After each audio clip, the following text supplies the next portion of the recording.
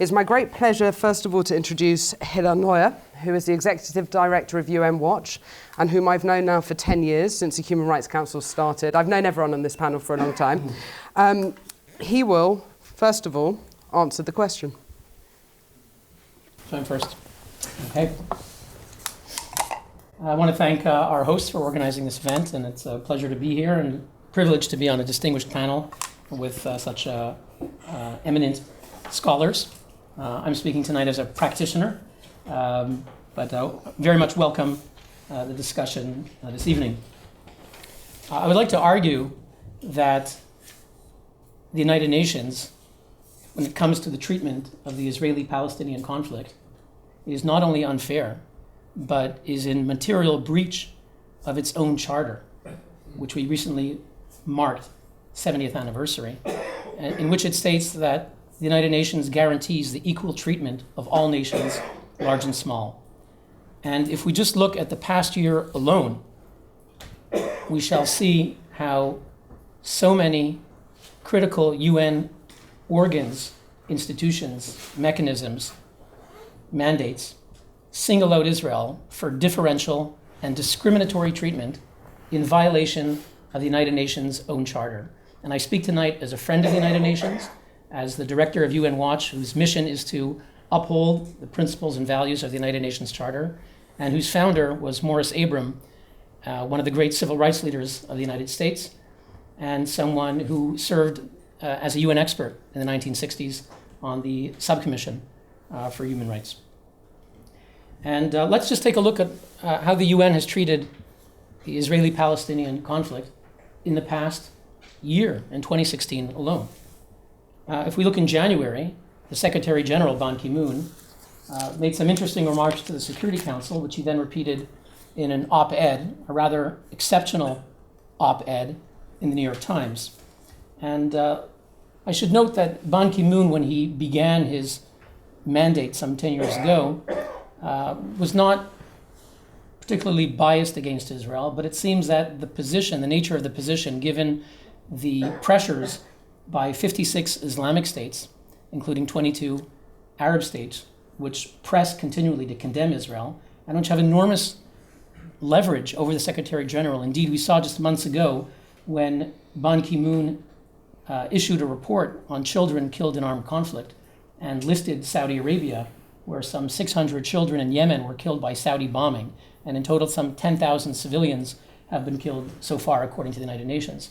And when this report on children listed Saudi Arabia, the Saudis picked up the phone and called Ban Ki-moon, and they said, if you don't take our name out of that report, we're going to cut funding to major UN agencies. We're going to cut funding to the Palestinians, to UNRWA, if you don't remove our name. And Ban Ki-moon went before the media, and he said, I'm coming under enormous pressure, and I have to save UN agencies, and I have no other choice but to delete Saudi Arabia's name from this report because I have to save UN agencies. What is more, other Arab states, allies of Saudi Arabia, also called Ban Ki-moon and said, we're going to issue a fatwa, an Islamic religious decision, to say that the UN is anti-Islamic, and essentially to declare a kind of jihad against the United Nations. All of this is reported in Reuters and other UN agencies, and effectively Ban Ki-moon announced it as well. So this is the kind of pressure that he's come under. And so it's not surprising that over time, in his 10 years, he increasingly acted with selective concern for human rights.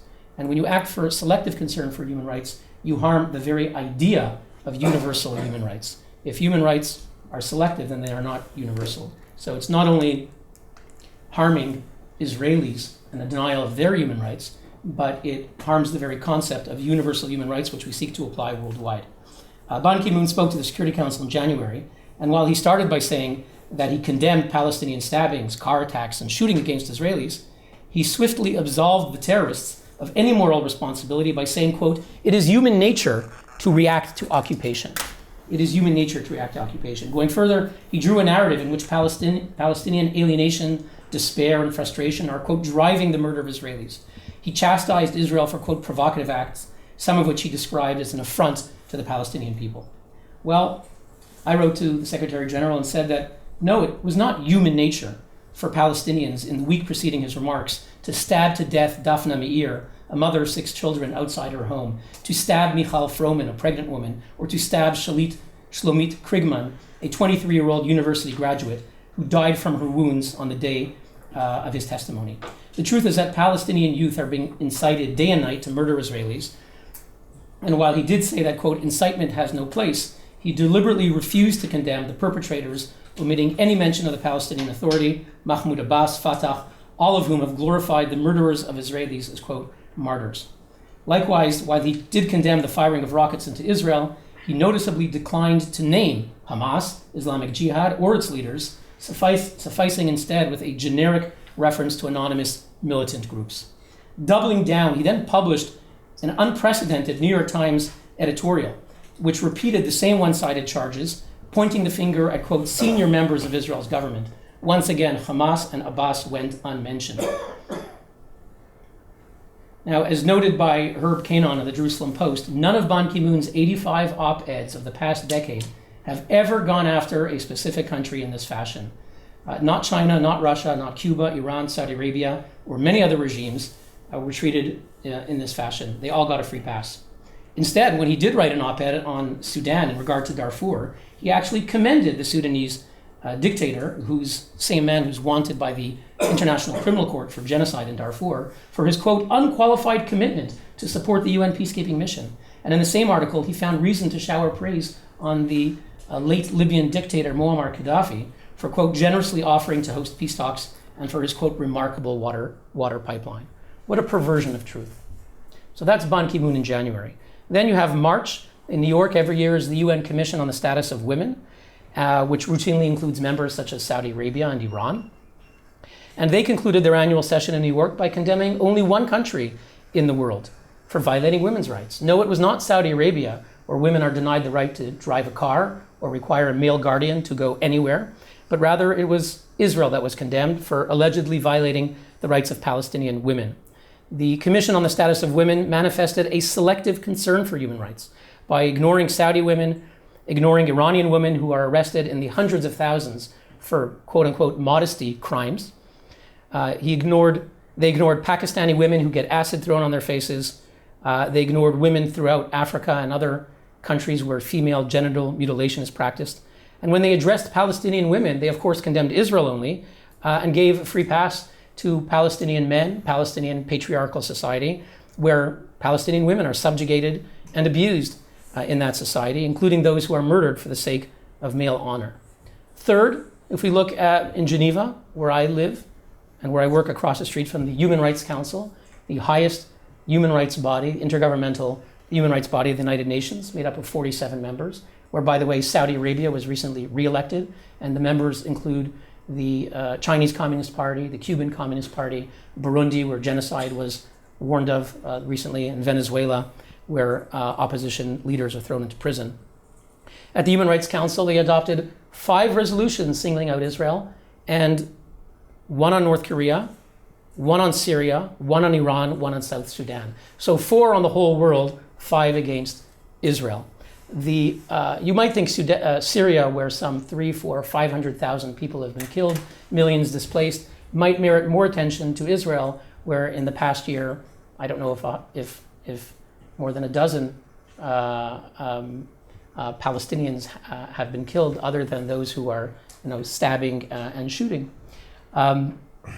What makes the resolutions on Israel different, it's not just the number, 5 on Israel and 4 on the rest of the world combined, but is the fact that the language of these resolutions are different from all the others.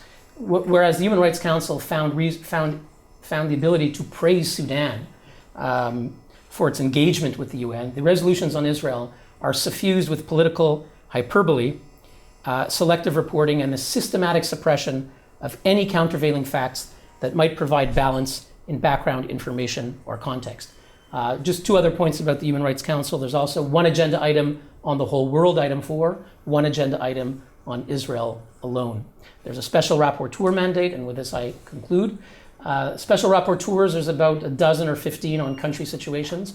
Only the one on Palestine looks at one side only. It looks at, quote, investigating Israel's violations, and Palestinian abuses are, by definition of the mandate, ignored. I mentioned 3 examples, and just in bullet points. The fourth example from this year in March was the appointment of Michael Link, Canadian law professor, to the position of Special Rapporteur of Palestine. Michael Link was asked in his application, is there anything in your record that might cast doubt on your impartiality? And his response was, absolutely not. Anything that would call into question your objectivity? Absolutely not. No, no, no. 3 or 4 times. And you just do a Google search for Michael Link, and you see that Michael Link is the regular opening speaker for Israel Apartheid Week in Canada. He is the member of 3 pro-Palestinian lobby groups. In the 1990s, he went to Parliament Hill to lobby against free trade with Israel. He speaks at one-state conferences. If Michael Link is not biased, then no one in the world is biased. And he wouldn't mention even a word of this in his application. Actually, they changed the application after this catastrophe of dishonesty to ask more specific questions about all of these things. But he was appointed Special Rapporteur, and to the credit of Canada, which recently elected a centre-left government, Foreign Minister Stéphane Dion criticized his appointment and called for a review of his appointment, which we're still waiting for. And we haven't heard anything from the UN about Michael Link, who's now the Special Rapporteur. In April, we had UNESCO, which adopted one of the resolutions this year on Jerusalem, where they said that Temple Mount, where the holiest site in Judaism, in effect, has no connection with Judaism. They called it Haram al-Sharif, did not use the word Temple Mount, to suggest that it's only an Islamic site. They also accused Israel of a wild conspiracy notion that Israel is, quote, planting fake Jewish graves in Jerusalem.